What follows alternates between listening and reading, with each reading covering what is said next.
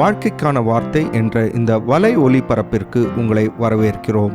இது ஆதியாகமம் முதல் வெளிப்படுத்துதல் வரை முழு வேதாகமத்தையும் உள்ளடக்கிய ஒரு தினசரி தியானமாகும். எண்ணாகமம் 31ஆம் அதிகாரத்தில் ஆண்டவர் இஸ்ரவேலர் மூலமாய் எப்படி மீதியானியரை பழிவாங்குகிறார் என்பதை குறித்து நாம் வாசிக்கின்றோம். 1ஆம் வசனத்திலிருந்து வாசிக்கும்போது, கர்த்தர் மோசேயை நோக்கி, இஸ்ரவேல் புத்திரர் நிமித்தம் மீதியானியரிடத்தில் பழிவாங்குவாயாக என்று சொல்லி, 3ஆம் வசனத்தில், அப்பொழுது மோசே ஜனங்களை நோக்கி, கர்த்தர் நிமித்தம் மீதியானியரிடத்தில் பழிவாங்கும் பொருட்டு உங்களில் அவர்கள் மேல் யுத்தத்திற்கு போகத்தக்க மனிதரை பிரித்தெடுங்கள் என்று மோசே சொன்னதாக நாம் படிக்கின்றோம். பாருங்கள், இந்த மீதியானியர் பிலேயாமுடைய ஆலோசனையை கேட்டு அதனாலே இஸ்ரவேல் ஜனங்களை வஞ்சித்து, இஸ்ரவேல் ஜனங்கள் ஆண்டவருக்கு விரோதமாக பாவம் செய்யும்படியாக அவர்களை தள்ளினபடினாலே இஸ்ரவேல் ஜனங்கள் மேலே ஒரு பெரிய வாதை வந்ததை நாம் 25ஆம் அதிகாரத்தில் வாசிக்கின்றோம். ஆகவே ஆண்டவர் அன்றைக்கு இஸ்ரவேல் ஜனங்களை நியாயம் தீர்த்தார். 25ஆம் அதிகாரம் 9ஆம் வசனத்தை வாசிக்கும்போது, 24,000 இஸ்ரவேல் ஜனங்கள் வாதையினால் கொல்லப்பட்டதை நாம் பார்க்கின்றோம். ஆகவே இந்த மீதியானியர் இஸ்ரவேல் ஜனங்களை பாவத்துக்கு நேராய் வழிநடத்தினார்கள். அன்றைக்கே ஆண்டவர் இந்த மீதியானியரை குறித்து மோசேயிடம் பேசினார். எண்ணாகமம் 25ஆம் அதிகாரம் 16ஆம் வசனத்தில் வாசிக்கிறோம், கர்த்தர் மோசேயை நோக்கி, மீதியானியரை நெருக்கி அவர்களை வெட்டி போடுங்கள்.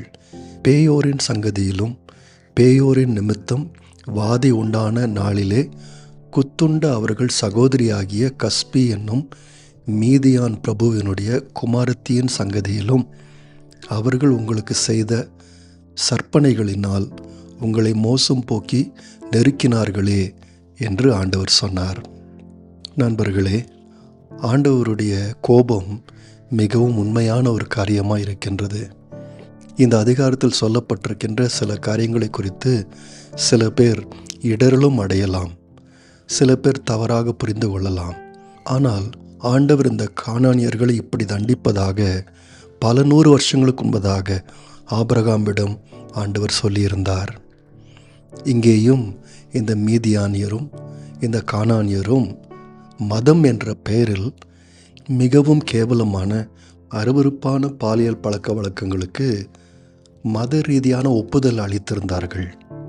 இப்படிப்பட்ட மாறுபாடான கிரியைகளை தேவனுக்கு செய்வதாக நினைத்தார்கள்.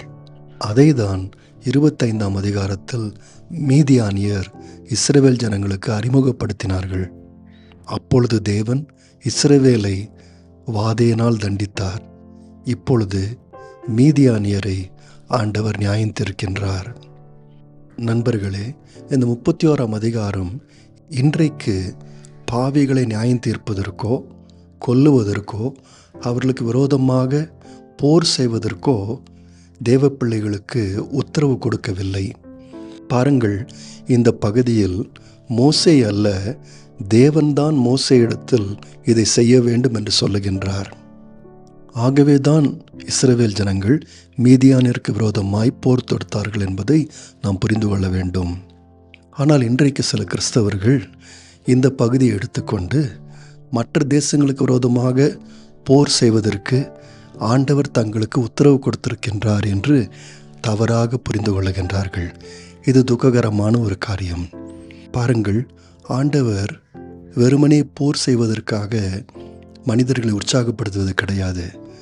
இந்த அதிகாரத்தில் நடக்கின்ற காரியம் என்னவென்றால், கானானியரை ஆண்டவர் அவர்களுடைய பாவங்களுக்காக இஸ்ரவேல் மூலமாக நியாயம் தீர்க்கின்றார்.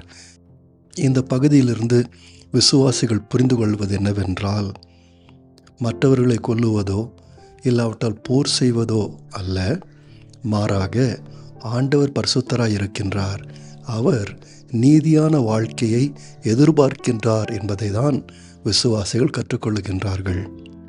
ஆகவே இந்த அதிகாரத்தை படிப்பதன் மூலம் விசுவாசிகள் தங்களுடைய தனிப்பட்ட பரிசுத்த வாழ்வை குறித்து கவனமாய் இருக்க முயற்சி செய்கின்றார்கள். மனம் திரும்புதலின் வாழ்க்கையை வாழுகின்றார்கள். தேவனை மைமைப்படுத்தும் வாழ்க்கையை வாழ ஒவ்வொரு நாளும் பிரயாசப்படுகின்றார்கள். இந்த எண்ணாகும் 31 அதிகாரம் ஒன்றை தான் ஞாபகப்படுத்துகின்றது. கலாத்தியர் 6 அதிகாரம் 7 வசனத்தில் நாம் வாசிக்கிறது போல, மோசம் போகாதிருங்கள், தேவன் தம்மை பரியாசம் பண்ண ஒட்டார். மனுஷன் எதை விதைக்கிறானோ அதையே அறுப்பான். இதை அறிந்த விசுவாசிகள் ஒவ்வொரு நாளும் தேவ கிருபையை எதிர்பார்த்து வாழுகின்றார்கள். அடிக்கடி பாவத்திலிருந்து திரும்பி கர்த்தரிடத்திலிருந்து கிருபையை பெற்றுக்கொள்ளுகின்றார்கள். நேயர்களே, இந்நிகழ்ச்சியை கேட்டதற்காய் நன்றி. மீண்டும் ஒரு புதிய அத்தியாயத்துடன் வாழ்க்கைக்கான வார்த்தையில் நாளை சந்திப்போம்.